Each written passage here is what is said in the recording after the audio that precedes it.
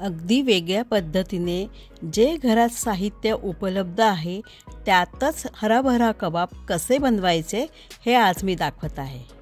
नमस्कार, दीपाज किचनमध्ये तुम्हा सर्वांचे खूप खूप स्वागत। आज मी इथं अगदी तुमच्या घरात असलेले जे साहित्य आहे त्याच्यापासून हराभरा कबाब कसा करायचा हे दाखवणार आहे। पालक नसताना सुद्धा हराभरा कबाब कसा होतो हे मी आज दाखवत आहे। आणि ही रेसिपी इतकी सोपी आहे की तुमच्या घरात छोटीशी पार्टी असेल, काही कोणी गेस्ट येणार असेल आणि घरातले हे साहित्यातच तुम्हाला काही करायचं असेल, जे काही असेल ते, पण तरी सुद्धा इतकी चटपटीत आणि इतकी टेस्टी ही रेसिपी आहे की तुम्ही सुद्धा म्हणाल की आता लगेच करून बघितलं पाहिजे। चला तर मग लवकरच सुरुवात करूया। सर्वप्रथम काय करायचं, पॅन एकदम हलका असा गरम करून घ्यायचा आहे, कारण त्यामध्ये आपल्याला चमचाभर असं साजूक तूप घालायचं आहे आणि त्यामध्ये आधी आपल्याला डाळीचं पीठ आहे म्हणजे बेसन हे भाजून घ्यायचं आहे व्यवस्थित। एकदम हलक्या हाताने हे बेसन असं भाजून घ्यायचंय की जेणेकरून ते खाली लागणार नाही, करपणार नाही। जास्त ड्राय वाटत असेल तर थोडंसं अजून तूप घालायचंय। 1 चमचा तुपामध्ये 1 कप बेसन आपण घेतलं आहे। म्हणजे बेसन आपल्याला याकरता भाजून घ्यायचंय की नंतर ह्या जे आपल्या टिक्की म्हणा किंवा कबाब म्हणा आहे यामध्ये आपल्याला शॅलो फ्राय मध्ये करता येतात।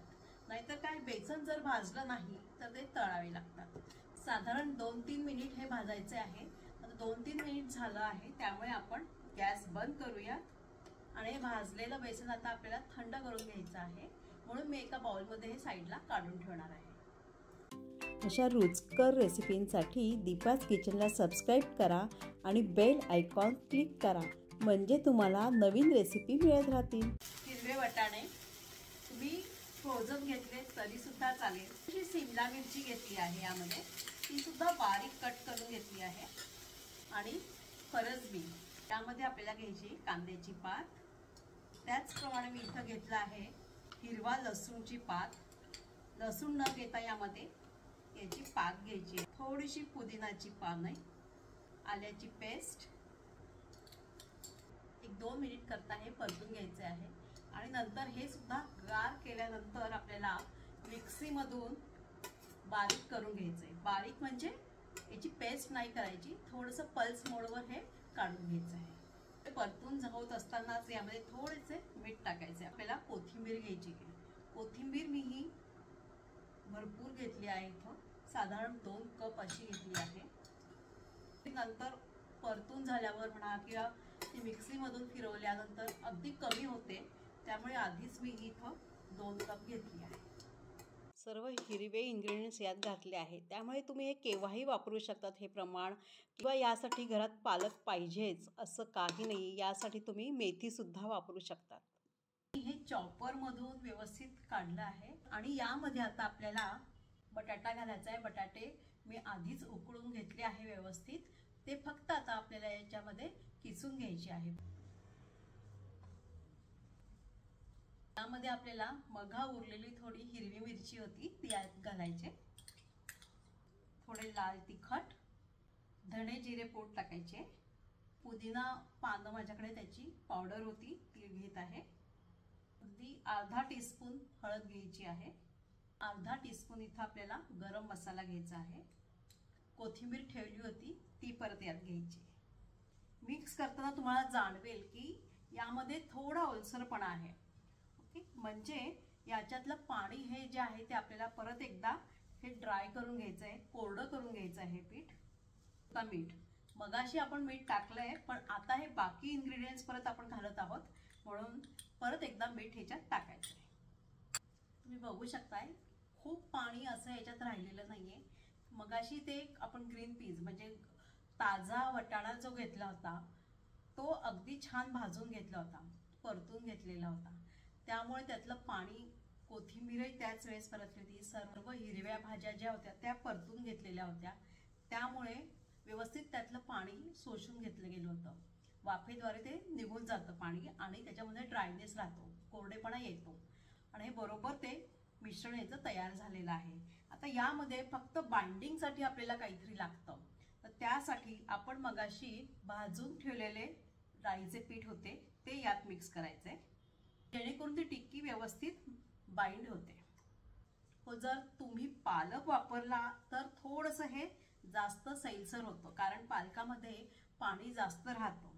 त्यामुळे हे नंतर तुम्ही परत एकदा डाळीचं पीठ टाकण्याच्या आधी परत एकदा ते व्यवस्थित परतून घ्यायचं, म्हणजे त्यामध्ये कोरडेपणा व्यवस्थित येतो.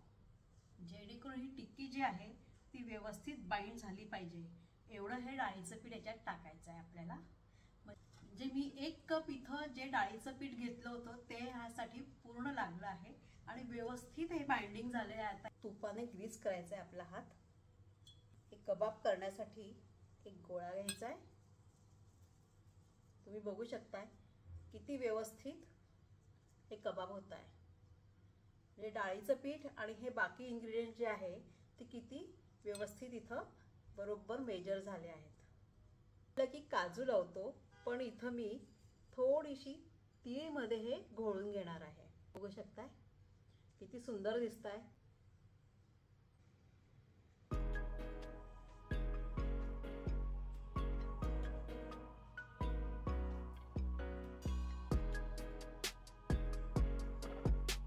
तीळ लावून केलेले कबाब ही एक जरा वेगळी डिश म्हणून मी करत आहे, कारण आपण नेहमी मोस्टली काजू कबाब म्हटलं की काजू त्याच्यात असतात, पण हे मी आता तीळ लावत आहे.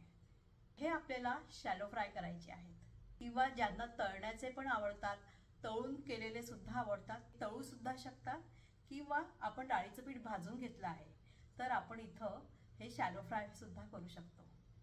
सर्वात पहिल्यांदा पॅन गरम करायचा आहे आणि अगदी सिम गॅस ठेवायचा आहे आपल्याला. थोडंसं इथं मी तेल घेत आहे, साधारण एक 2 ते 3 चमचे तुम्ही तेल इथं खाली घ्यायचं.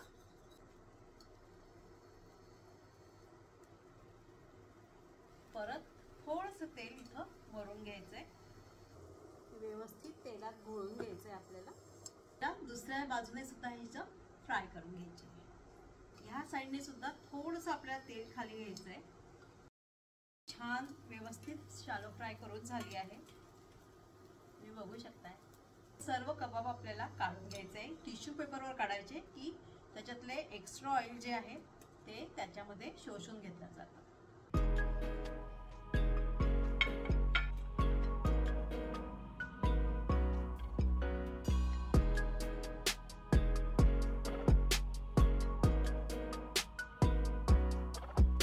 अशा प्रकारे ही झटकीपट होणारी, जे घरातलं साहित्य आहे त्यात तयार होणारी हे कबाब, किंवा तुम्ही याला टिक्की पण म्हणू शकता, हे वेगवेगळ्या इन्ग्रेडियंट्सने, पालक नसला किंवा दुसरी पण कुठली आपल्याकडे ग्रीन लिफी व्हेजिटेबल असल्या त्याही तुम्ही याच्यात टाकू शकतात आणि हे एकत्र सगळं करून याचे कबाब बनवू शकतात.